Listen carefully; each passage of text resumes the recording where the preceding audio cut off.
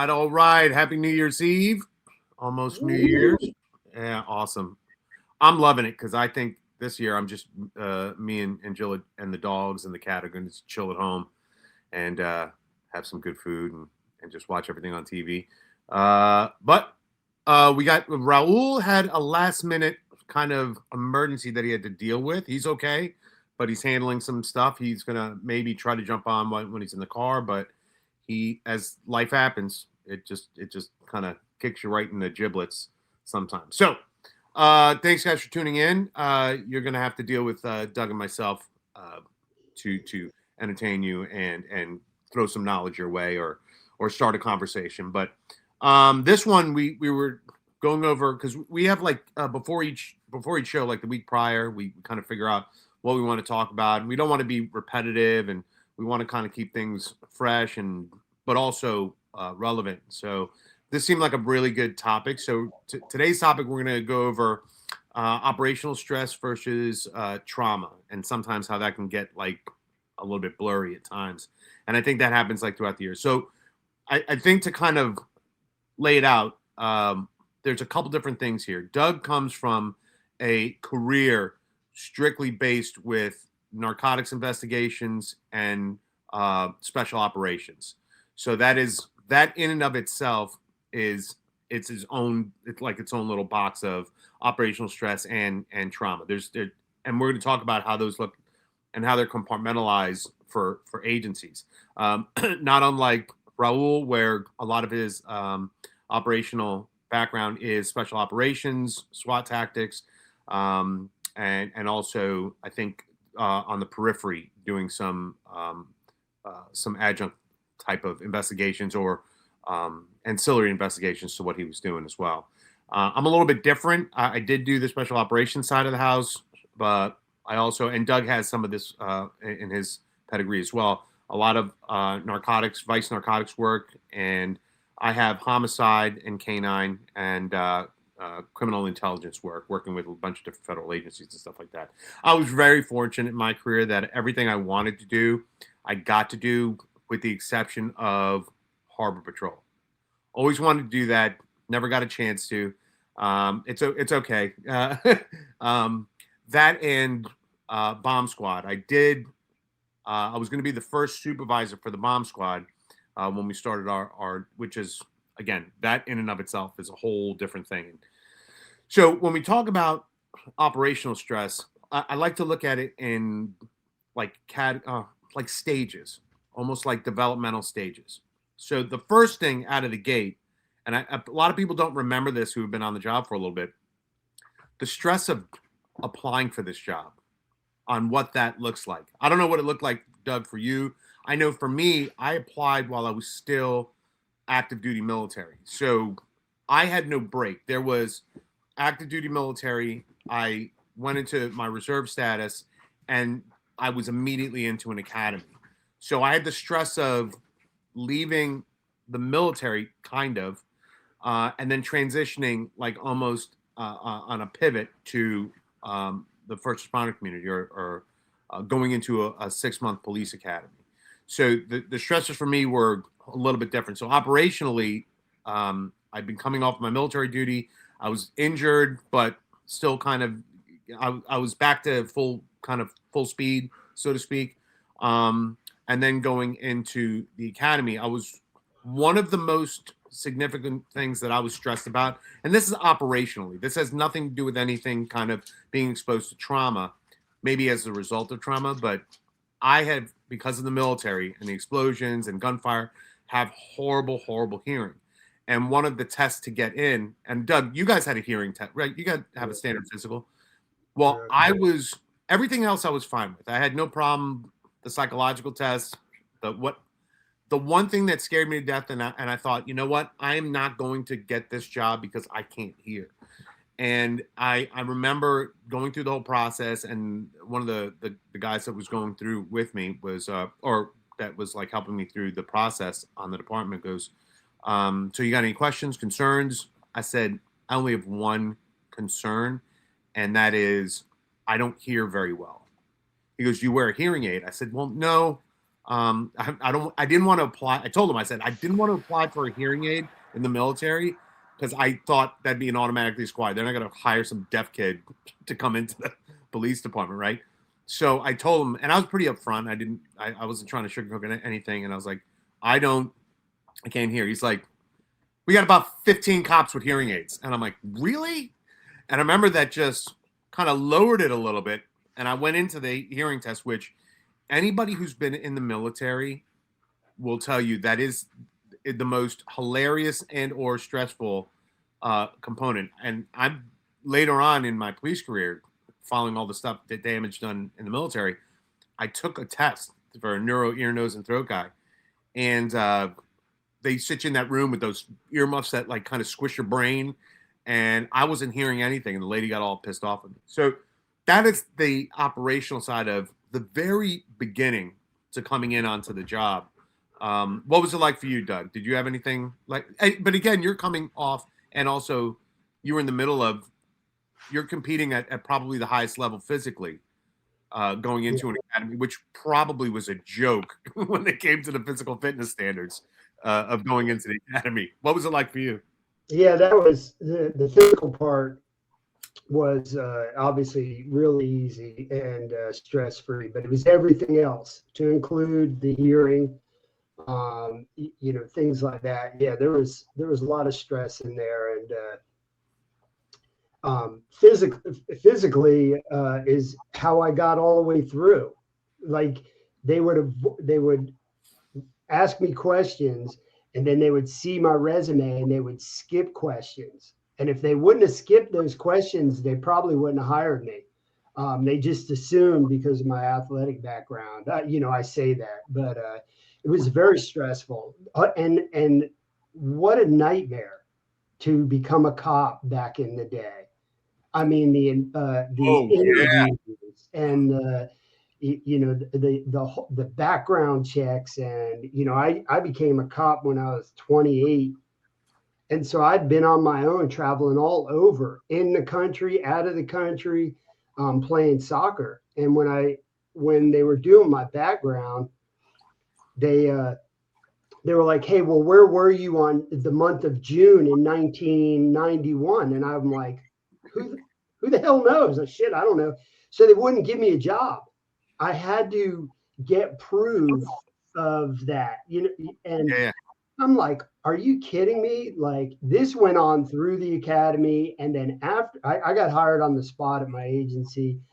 And even after the academy, the investigators and the background people and the police academy, they kept calling me and saying, "Hey, if you can get us this paperwork of where you were this month, you'll be able to get a job." And I was like, "Bitch, I'm already hired, man. Click." But that whole time, there was no way I could not find anything. And I'm thinking, I'm spending all this money on the police academy, all this time, 9 months of my life. And, I'm not going to get hired because I can't prove where I was for a month.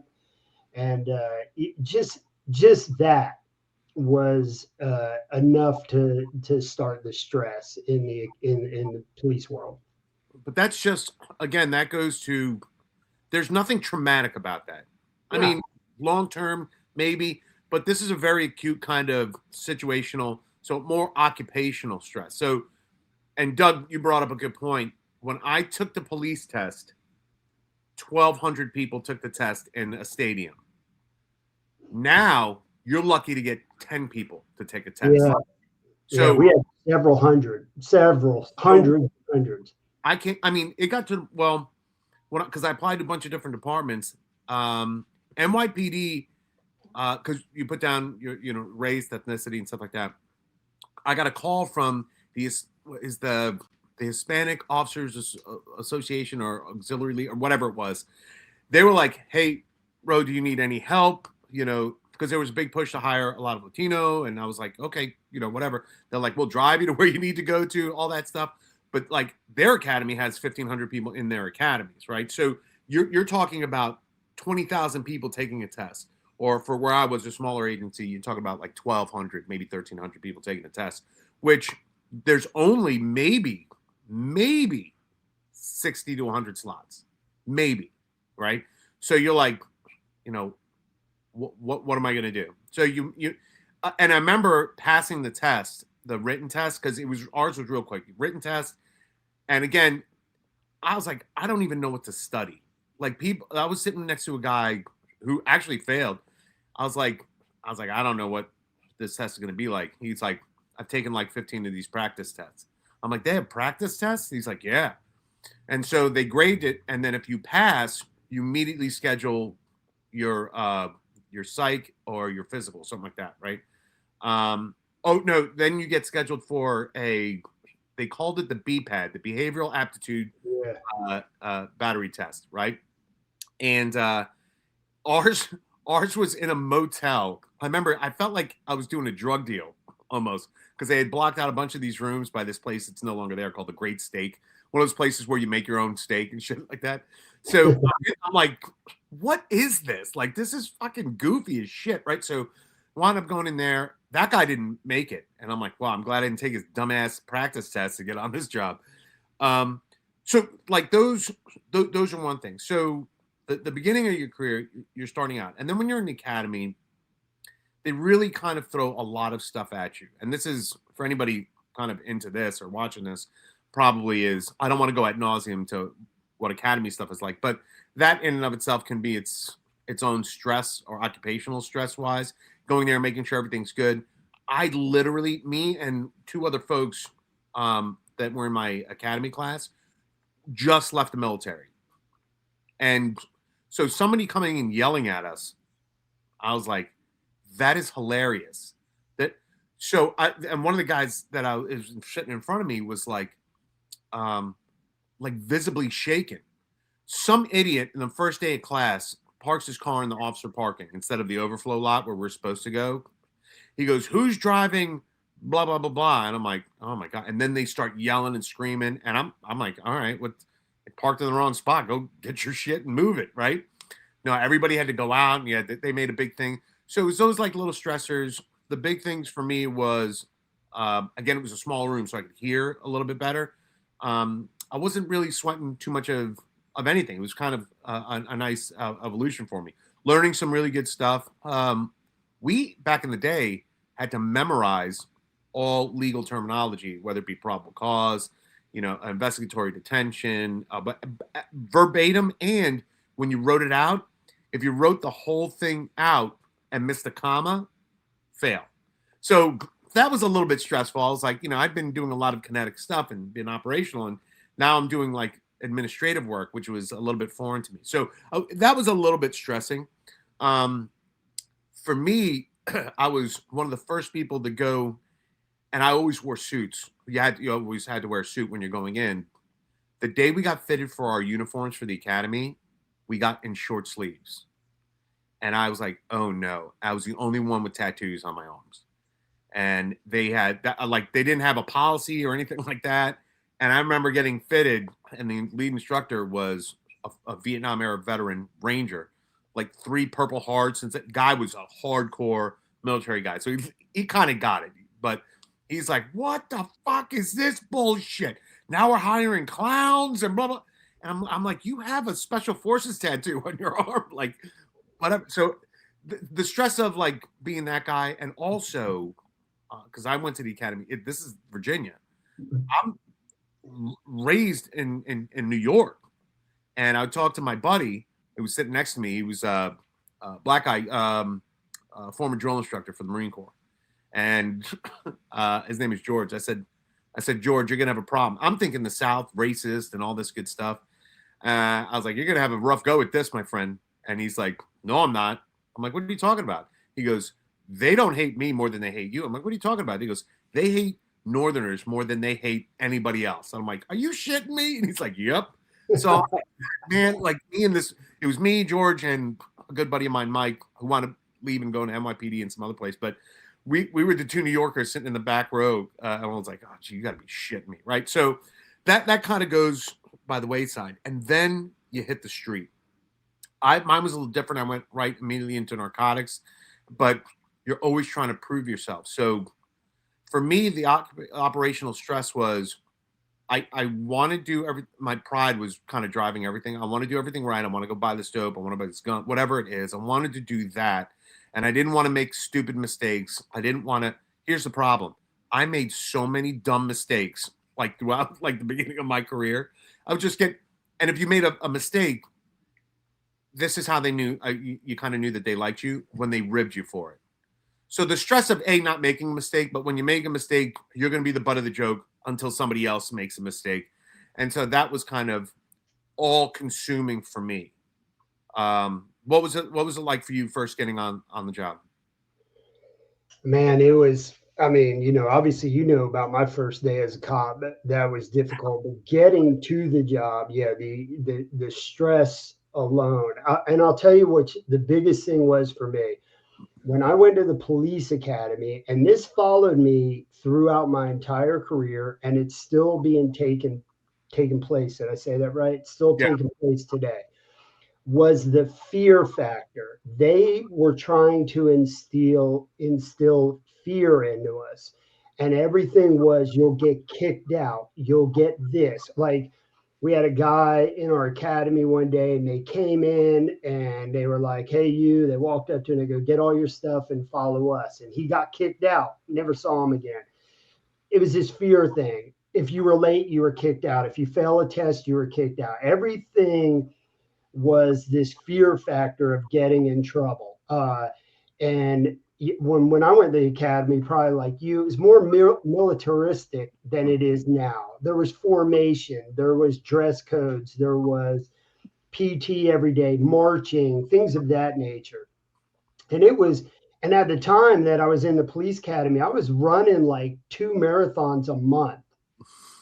So it really sucked for me. I was training before the academy was 12-hour You days. probably got in worse shape. Yeah, it definitely messed my clock up. I was training before the academy during lunch. When everybody was going to lunch, I was training, and I was training when I got home, studying. So, sleeping very minimal hours. And then I had this fear factor of every little thing I did was, going to get me kicked out.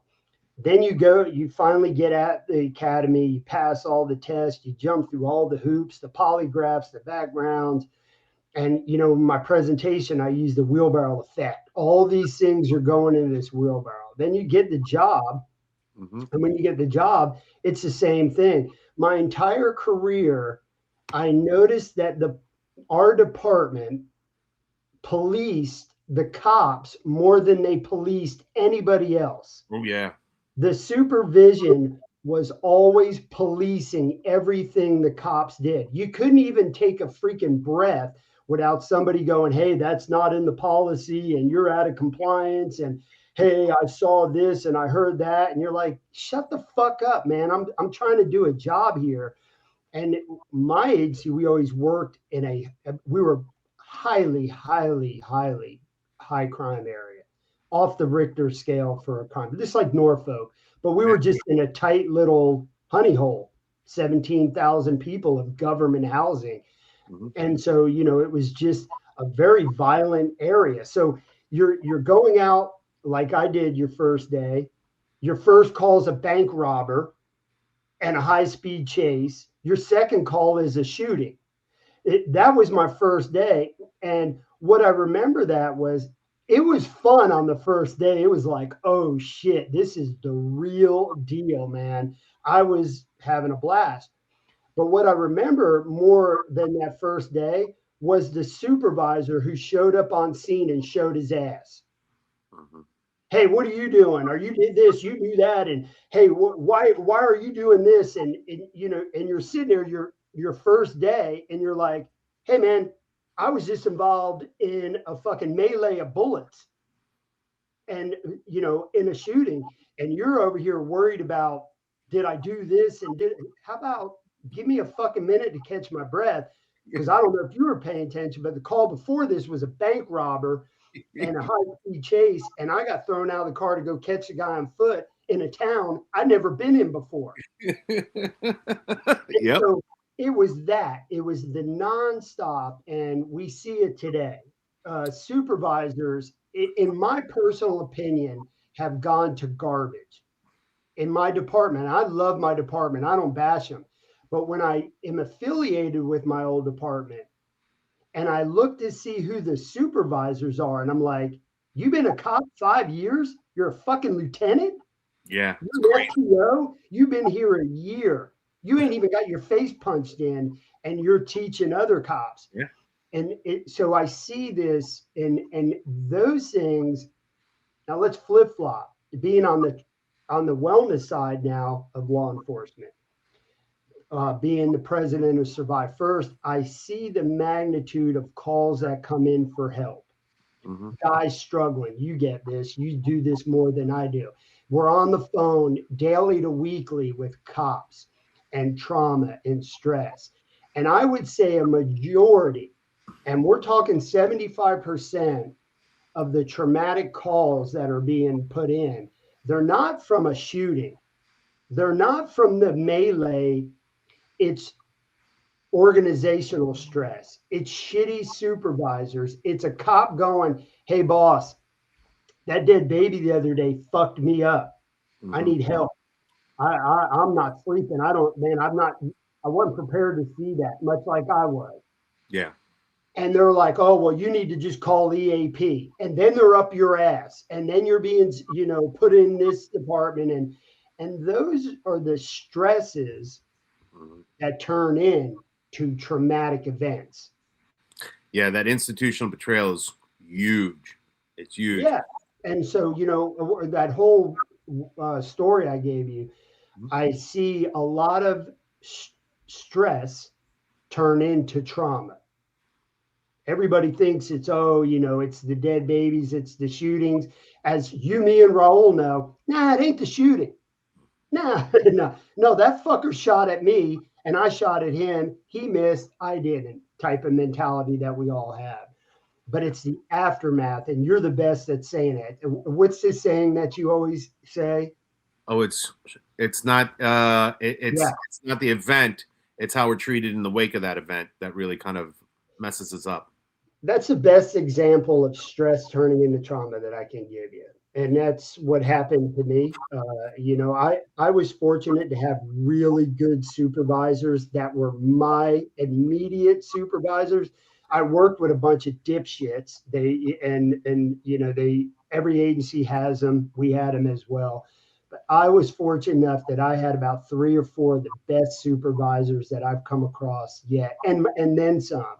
And so I always had that in my corner pocket. But Yeah, it's um, there's certain people that I remember on the job. I know one of the biggest things that becomes an operational stress. I know for us going into um, when we were doing training on shooting and working on the range, that is a no fuck around zone.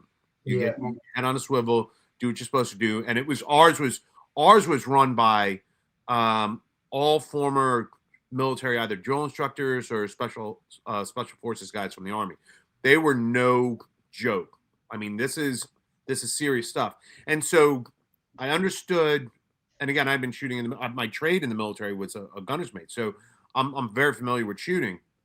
And I remember um, we're on the line one day and we're shooting, and somebody had um, a double feed, and so they took their gun and they pointed it this way, and they jumped again, rightfully so, and they're just pounding, do that and blah blah blah, and they're yelling and all this good stuff, and it was, and I remember thinking at the time, going, "That's hilarious," like because I was like, "That's a dumb move," but that's somebody that, thinking back now, that person never handled a gun, right? So of course they're going to make dumb mistakes like that, but they were on it and all that good stuff. And for the next, because we were there for like initially like a week. That guy was his shooting skills went down like tremendous, significantly down. And I remember one instructor, very soft, wound up later being an assistant chief, who is one of the guys that really helped start the wellness program, Ed Ryan. And Ed walks over to this kid. He's struggling. Now, mind you, all the instructors are yelling. Again, the operational stress of this is just you're retraining. This is what we're doing, blah, blah, blah, going through all the things. Ed takes this kid aside and goes, all right, what are we doing? Soft voice, calm, wasn't adversarial. And I remember years later going up to Ed and asking him, I was like, hey, Chief, what? I remember seeing this one time and blah, blah, or a couple times. And he's like, listen, if I train you and you're doing what you do and you mess up after I've already trained you, I'm going to get in your shit. I'm going to yell at you. He was an old school emergency response team. It was old K9 and our SWAT team were combined, right? So he very aggressive structure and very aggressive. I mean, they fight and they train like they fight and they fight like they train kind of thing.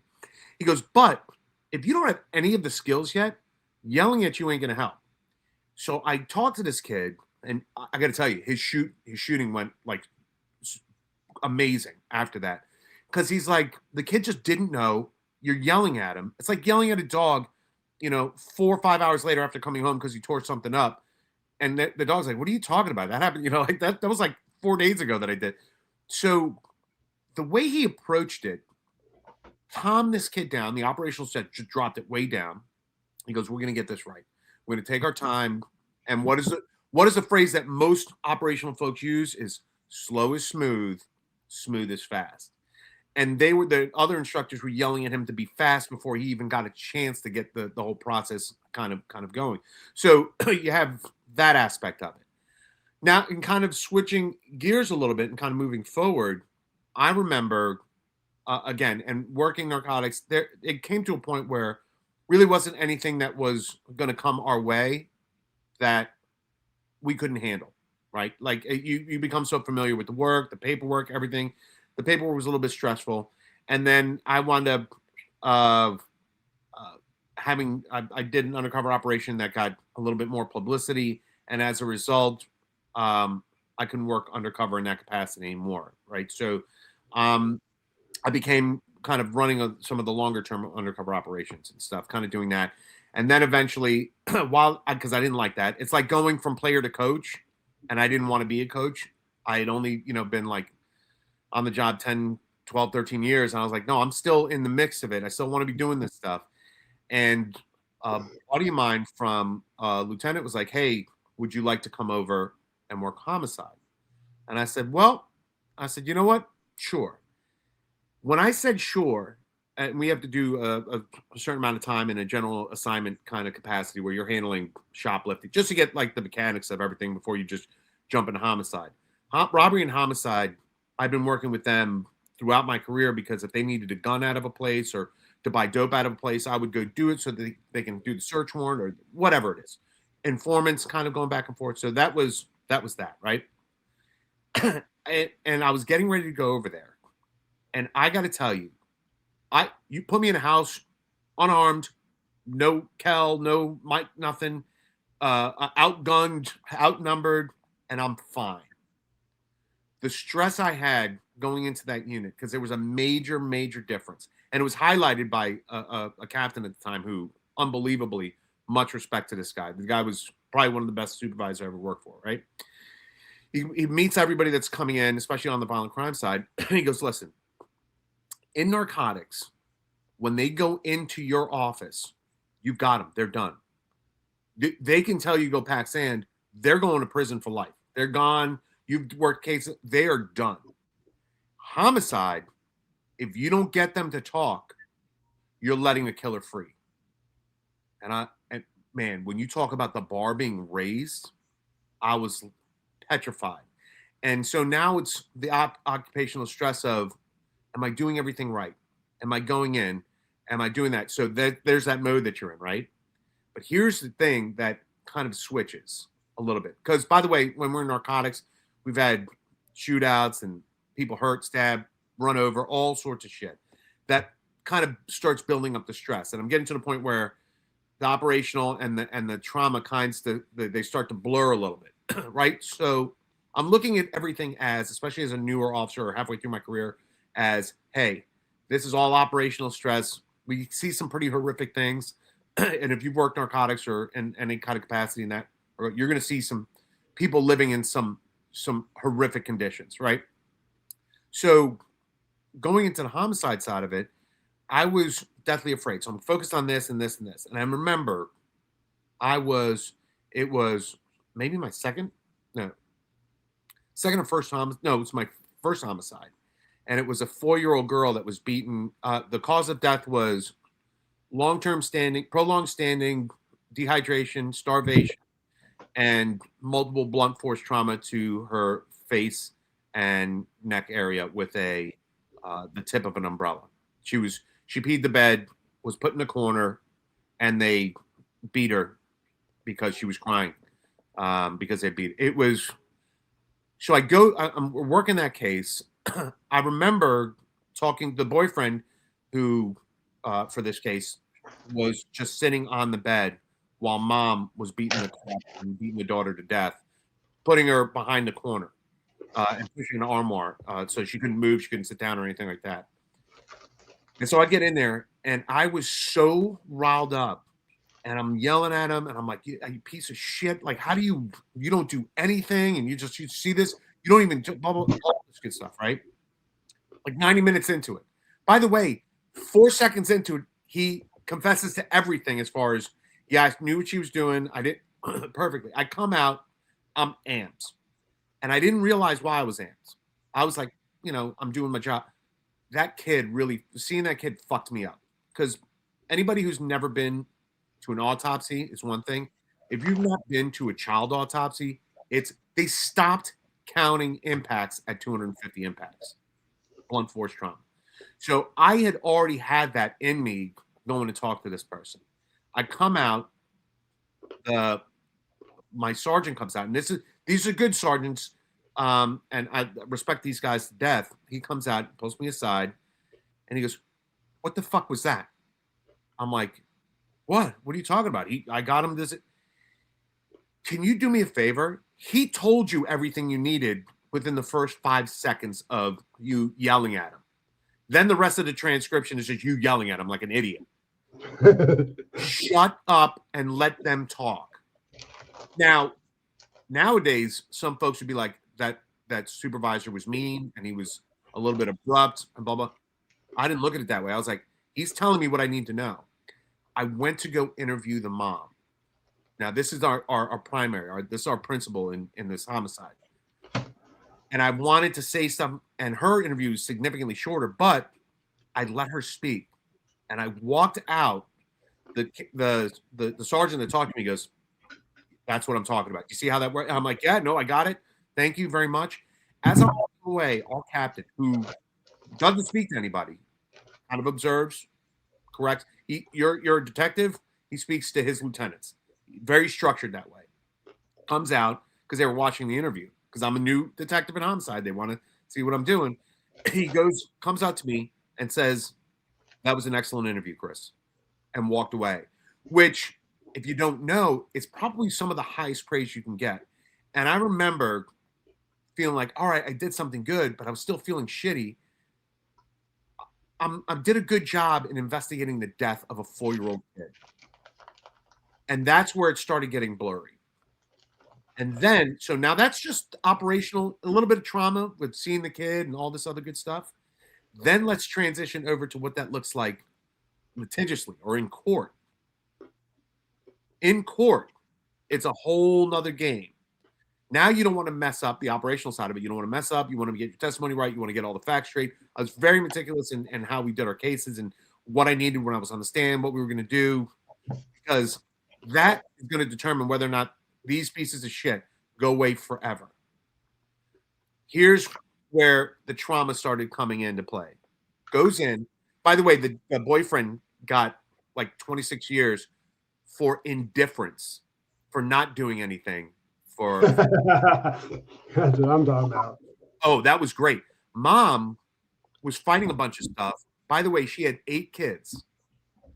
Her grandmother, this is the trauma starting to creep in. Grandmother had that child, name was Jathea, had that child, had to turn it back over to mom because it was a long weekend and CPS was going to be closed. She had already active open child abuse cases against her. And she goes to the CPS worker, the Child Protective Services worker, "If I give this child to her, I'm going to kill this child." 24 hours later, that kid was dead. I wanted to charge the CPS worker because they were just trying to lighten their caseload before this 3-day weekend. Which I was told I couldn't, and I wasn't allowed to do it. Blah, blah. I remember blowing up inside, like disgusted. They're supposed to be taking care of this kid, and I got this job to. Now they're starting to meld together, and now because it's a highly emotional case with kids, it's a homicide of a kid, and not just this kid caught a straight bullet. This kid had injuries significant with people that have been in wars. That 4-year-old kid has seen more combat than all of our elite soldiers in the world for their entire life, right? Yeah. Remember that heavy weight, and I remember being very, very bitter. The mother, this all plays into what this looks like of operational versus trauma. Goes to court, gets a psychological eval done, and our team did the psychological eval. She was found sane, fit to stand trial, all good to go. That psychologist passed away. She then fought it and said, "Hey, listen, they need to do a new psychological eval." So it's kind of prolonging everything, and I'm like, this is bullshit. This is a killer of a kid, and blah blah. The judge gave her 14 years, and I know the judge, and so afterwards, like a month later, we were in proximity. I saw the judge, and they're like, "Hey, how's it going, detective?" I said, "First off, this is just me and you, nothing, no official thing. How do you justify a mom that kills one of her kids who's already on several different child endangerment, child abuse dockets, and give her 14 years for killing her 4-year-old kid? How do you do that?" I said, "That's disgusting." He goes, "Chris, I follow the letter of the law." I said, fuck your letter of the law. Fuck you. Fuck everybody that has to do anything. I went sideways with it. And I remember working after that, all these other cases becoming very, very bitter. Like, we're going to lock this kid up, and then they're going to get fucking 2 days for doing this or that. So the operational stress of getting everything going, and then the trauma of dealing with that. And again, seeing the dead bodies is one thing that's really never bothered me. It's the family members that we interacted with, that feeling of, I hope we get justice for you, whatever that looks like. Yeah.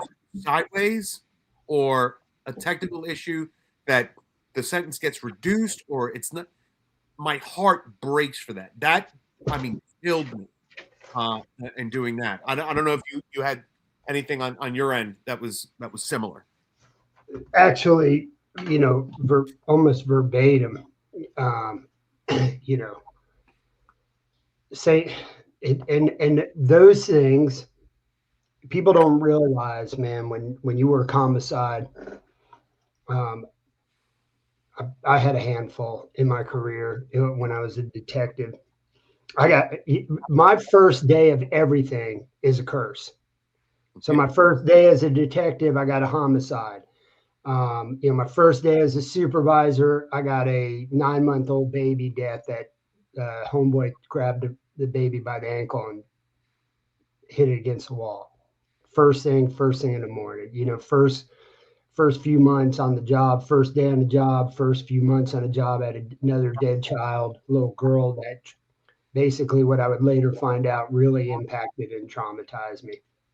But when you're working those cases, and the stress of wanting to put this person in prison, from making sure that you use the right punctuation in your 3,000-page report, three ring binders this thick, and then you at the time you got a 2-year college degree, and then you go up against this Harvard fucking attorney who takes that punctuation and gets this murderer off, and then everybody's looking at you like you blew it in the family. Like, that stress, right? That was more traumatic and stressful to me. Does that make sense? Kind of the same thing. Working those cases and making sure that everything is okay, because you got the family that wants this person buried. You want this person buried. And then you got these jackasses like we do here in Florida that work at the state attorney's office. And they got a caseload from hell. I feel sorry for them, because we got a lot of dirtbags here. but they just, oh no, we're not going to file this. We can't prove he knew that there was a gun under his pillow while he was sleeping. That type of shit, right? And so Yeah. you have that on top of it, and that just manifests into a mountain of stress. So there's a couple things. It's like there's a helplessness to it. Yeah. Uh, there is a the best way I can describe it is there's a scene, and I always go back to movies. There's a scene on Saving Private Ryan where the medic is working on a guy, and as he's working on him, just doing everything he can to save this soldier's life. As he's doing that, stops the bleeding. The soldier gets shot in the head, Yeah. Yes, and man. he's like, "Give me a," like there was the frustration, the anxiety of all that stuff. Now, while you're working, it's hey, this is part of it. Everybody else is doing it, and you don't want to be like, "Well, this is kind of affecting me a little bit." That's the old school way that we were doing it, and how we were all kind of worked through it. And then it starts kind of manifesting, and you become cynical, and you become like jaded.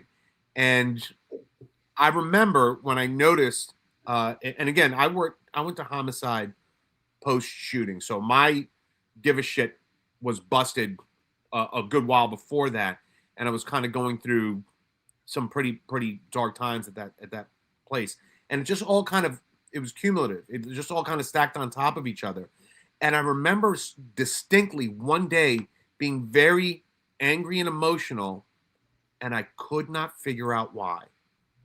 I was like, "There's not one. What what's that? What's the one thing there is not one thing bothering me. There's 5,000 things bothering me." And on several occasions throughout my career, I'm like, "Fuck this! I'm done." Like I'm gonna go through the steps. I'm gonna just go through the motions. Why do I even want to do? That's when the occupational stress in tandem with the trauma.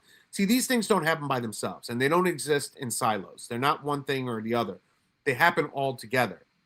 And I remember being so invested in cases and watching other detectives who are horrible, not doing shit, getting convicted. I mean, doing what they're the bare minimum, winning cases, losing whatever it is, wasn't even phasing them, or at least it appeared that it wasn't phasing them.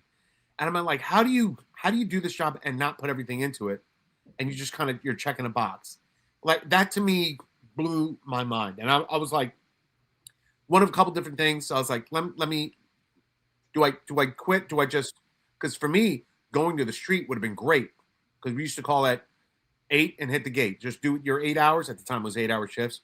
Do 8 hour shifts and then you're gone. No one's calling you after work. That was another thing operationally. If you're working investigations or special operations, there is no time off. You're anytime you have off, I guarantee you're going to either get called in or there's going to be a call out or something's going to happen. So you're constantly like in this state of hypervigilance, right? But it wasn't until I was like, all right, kind of working through my stuff, getting a lot of stuff together, that I said, you know what? I think I'd like to be a supervisor. I want to help some of the folks like me who were going through it, who were kind of struggling, and guide them a little bit better. And I looked at the way my captain in homicide handled it, or for the detective bureau handled it, the way the one guy on the firing range when he was in the academy handled that one kid that was struggling. Like those folks kind of stuck out to me because they made better cops. To me, in my opinion, those few supervisors made some unbelievable cops better. I mean, they would have been good cops anyway, but they made them better, just more uh, emotionally sound and grounded and just technically astute to what they needed to do, how they needed to do it. So then I had the struggle of going to take the promotional test, which is I'd just been in a shooting, my seventh one. I was getting a divorce, my second one. I was living in a friend's house above his garage with minimal shit, broke, and studying, and I was finishing my postgraduate schoolwork. I don't know that I could have had more stress on me at the time, and I was handling all that phenomenally because I would just drink myself into oblivion. You work until you can't work no more. Then you get you. I partied as hard as I worked, and I worked very hard. So it kind of bleeds in. At that moment in time when all that shit is happening, you're drinking, and by the way, operational stress and trauma doesn't always look like I'm sad. It looks like I'm gonna go balls to the wall partying. I'm gonna go crazy. I'm gonna do all sorts of crazy shit. I'm just gonna do all this stuff. I'm gonna be aggressive. I'm gonna throw caution to the wind. I'm gonna do all sorts of. That's sometimes what that looks like. So once I started going through treatment and therapy and all this other stuff for all the other stuff that I was dealing with, I started getting a clearer picture of what this all looked like. And what it is it's the operational stress, and then you put all the shit that you get to see because of that operational stress. So it's like I'm trying to be the best I can be, and being the best I can be puts me in these positions to see dead kids, friends complete suicide, people getting sick and dying. I'm just all these different things, lost relationships. I got to tell you, being in shootings and all this, that's one thing. The dread of going home and knowing that your home is a fucking in shambles is just, it's not even, I don't even want to say it's icing on top. Imagine putting icing on a brick and then slamming it down on top of everything that you're dealing with. It's just one, and it becomes this so overwhelming that all you're doing to the best of your ability is staying afloat. That is operational stress and trauma all smashed up into one ugly ass component, right? With 15,000 different feeding tubes. Like it's getting fed by this. I can't, I need to work extra or overtime because I need money to do this. And I can't because I'm being investigated because I did a job on my overtime where it generated a complaint and then I go home, which is what the divorce and your personal life is falling apart. You're all this other shit, and then you go into work, which for me was like the most relaxing, like the best place that I can kind of get my shit together. But it was also causing the most stress. So my safe place was creating this fucking shit show, and then it just cyclical. It kind of fed each other, and then so that's pre, during. Then you starting getting towards the end of your career and the operational stress of that, which kind of diminishes a little bit. There was nothing as a supervisor they could do or put me that was going to hurt me. I mean, I worked Central Records, I worked Canine, I've worked all these really nice places.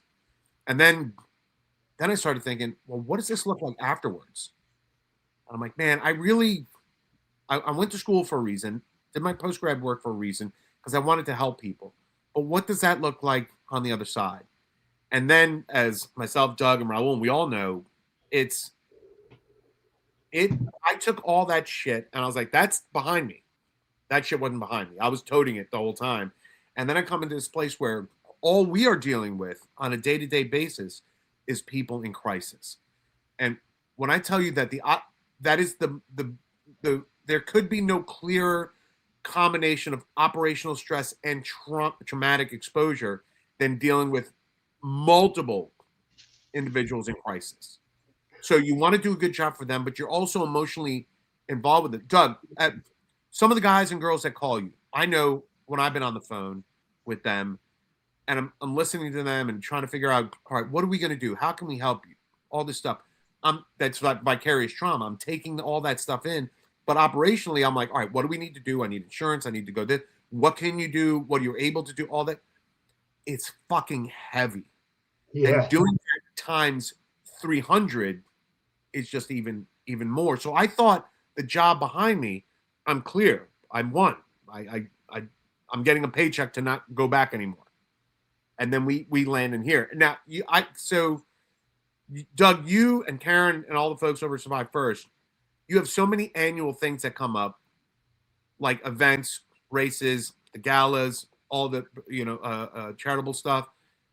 But then you also are helping people at the same time. So all the shit that you went through on the job that put you like underneath a hospital, yeah, you got out of that rubble and started doing it again. So what was the combination? Because you guys are the definition of operational stress / trauma exposure. First, what does that look like on your end? I always call it absorbing the trauma because, no, like you would say, nobody ever calls you just to say, hey, I'm having a great day. And hey, thank you for what you did for me. You don't get them calls, but you get the calls of somebody calling their life's upside down. You immediately are feeling sorry for them as they're telling you all the shit that's wrong with them. Then in the underlining, there's suicidal ideology behind it. There's, you're, oh my God, if I say the wrong thing, they're going to kill themselves. Yeah. And then they're, hey, I don't have no money. I don't have insurance because every cop, they can never do it Yeah. at the right time. They got to wait till the wheels fall off. And then you're like, now I got to go find them money. I got to find them a place. I got to do all this type of stuff. And then I got to keep my fingers crossed that it works. And then and people have no idea it's a long process. Then they go to a treatment center. We don't pick treatment centers for people, they pick themselves. Yeah.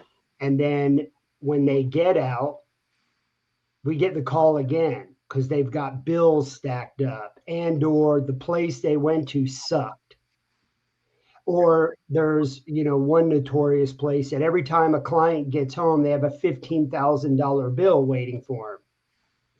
And how this company gets away with it is beyond me. So now they've just done, it was kind of like me. And when I went to treatment, I came back and I was like, oh my God, I'm finally, for the first time in years, I don't want to kill myself.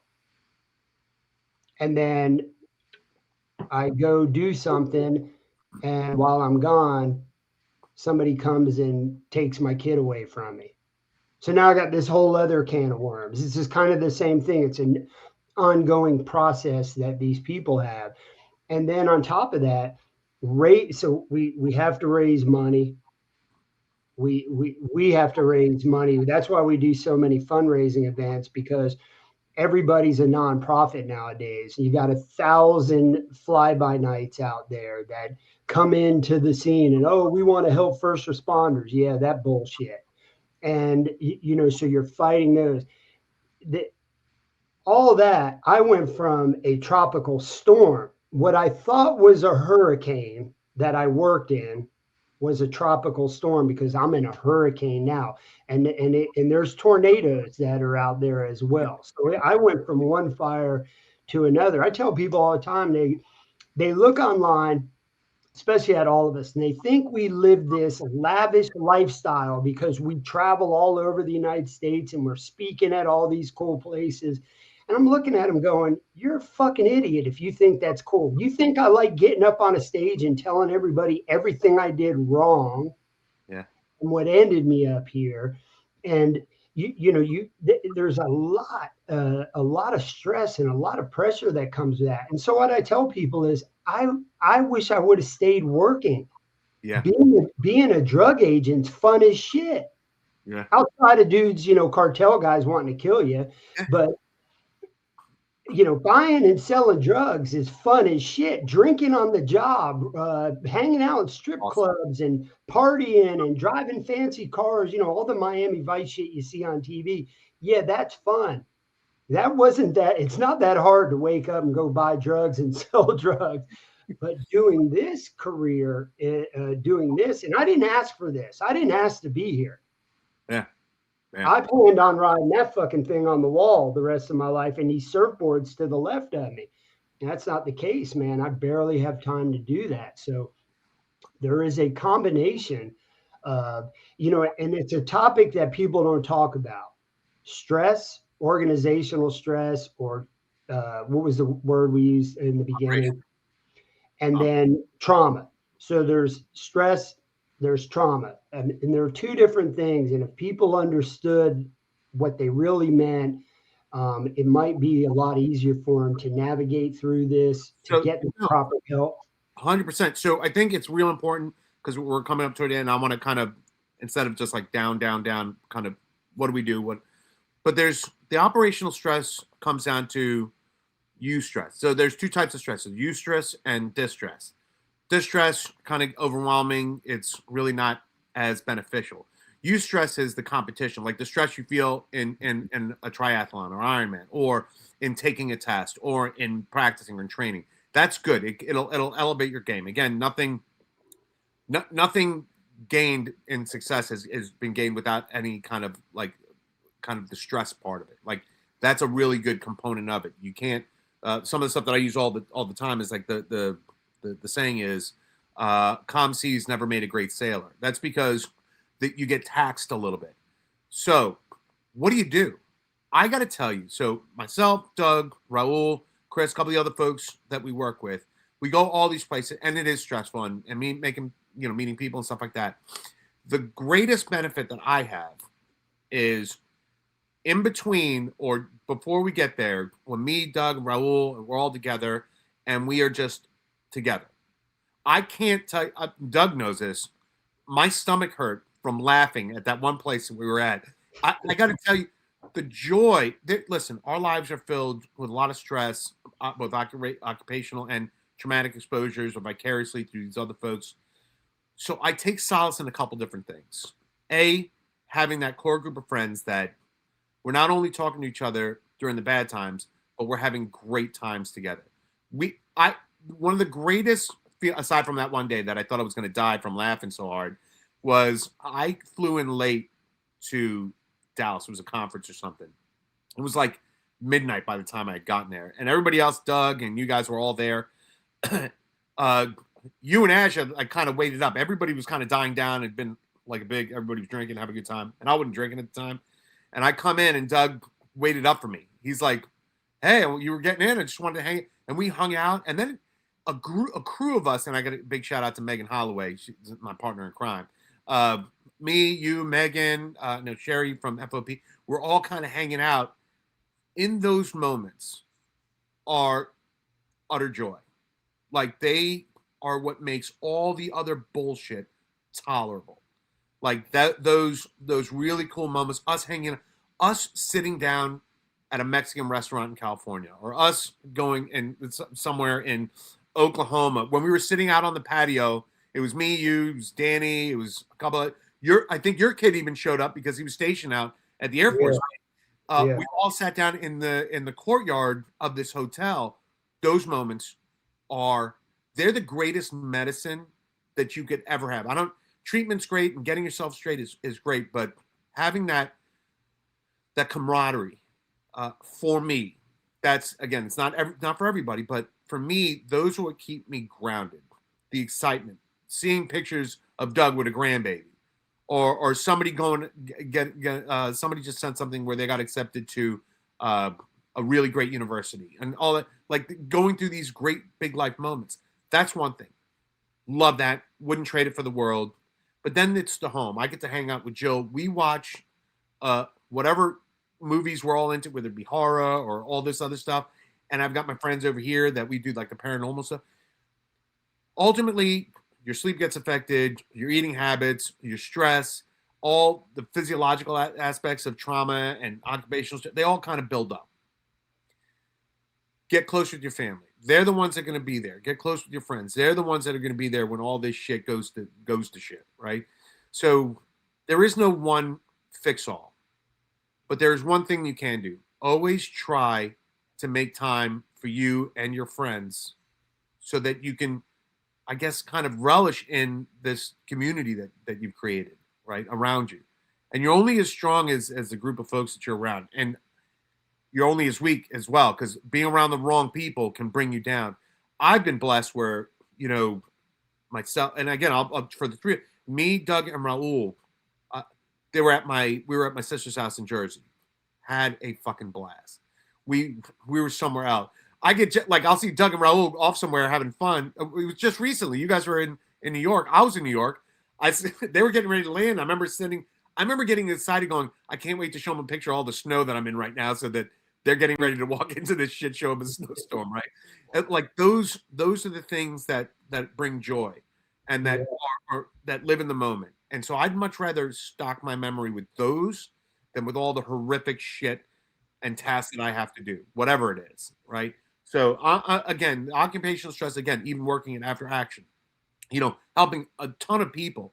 putting this product, which is awesome, out there is great, but getting to do it with my friends is you can't pay for that. There's no amount of money you can put on the joy, and getting to talk with Karen. And I, again, my part-time job is sending Doug's wife funny cat videos.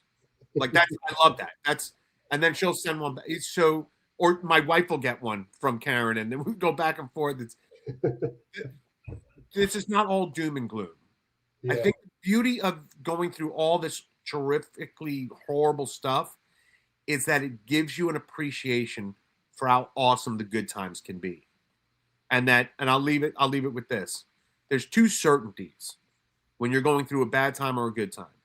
If you're going through a good time, if you're going through a bad time, understand that will end and you'll have a good time. At the same note, going through a good time, we have the understanding that will end at some point too, briefly, and then you'll have that bad time. So it ebbs and flows. There is no perfect fix, and you'll be great and happy all the live long days. It's navigating those brief moments of great, awesome times and shitty times, and having a good support team over there to call you on your bullshit, which Doug and Raul have done on my end. Like, hey, Chris, you need to fucking get your shit together. It's not coming from being mean. And that's bringing it full circle. When Ryan was talking to that one kid on that firing line, he knew yelling wasn't going to help, but he was honest with them. Just like Doug and Raul were honest with me. And they're like, hey, this is what we got to do. We're here. Let's figure it out. Slow, smooth is fast. And we'll get through this. So with all that in consideration, we got a new year coming up. And for some reason, we picked the January 1st as the date to kind of restart or anything like that. You can restart whenever you want. You can restart last week. You can restart March 5th. I don't give a shit what day it is. But we've all collectively chosen January 1st, which I'm not looking forward to because the gym I go to, the first month in January, every fucking asshole that's like, I'm going to start a new workout routine, takes up all the machines and all this other stuff. So that's the stress I'm getting ready to deal with, right? And going tonight. Like nobody's at the gym tonight for New Year's Eve. So when I go, it's going to be awesome. There's going to be nobody there. And then January 2nd, because normally the first everybody's sleeping off the night before, it's going to be a shit show. But again, take this time to live this next year. I know you have all the stresses financially, work-related, occupational, and the trauma that you see. Take time for yourself. Because if you don't take time for yourself, it'll eat you up. It'll swallow you whole. And it's not only destroying you, it's going to destroy you and everybody that you love and that's close to you and that cares about you. So with that, Doug, you got anything to wrap up? Because I know we went a little bit over. That's all right. Yeah, so, I was kind of reiterate what Chris was saying about, end the year and start the year on a good note. However that looks like for you. Tomorrow, like you said, is a great day for a restart, but you can restart every year. Every New Year's, I put a post out. There's something to the effect where I'm going to wake up tomorrow and be the same asshole I was last year. And I will be, but, me personally, I'm just grateful that I have one more year ahead of me.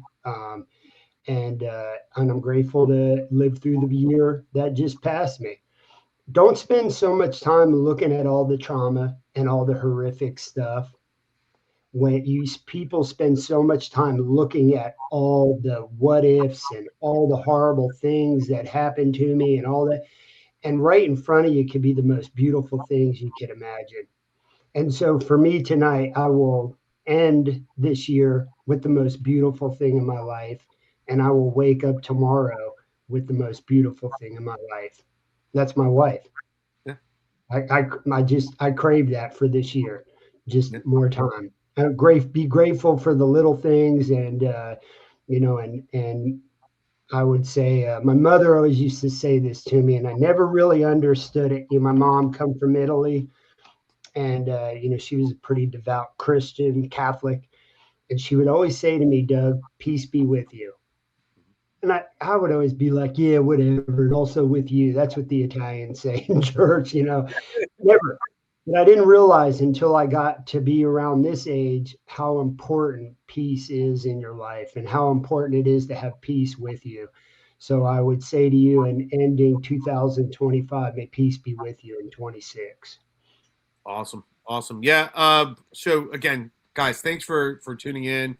As always, kind of if you have any suggestions for what you want to hear, what you want us to talk about, go ahead and shoot us an email. The information will be here in a little bit. But again, if you or somebody you know is struggling, you're not sure what to do or who to give a call to, give us a shout. If we don't know, we know somebody that can help you. So you guys have a great, safe New Year's Eve, and we'll see you on the other side.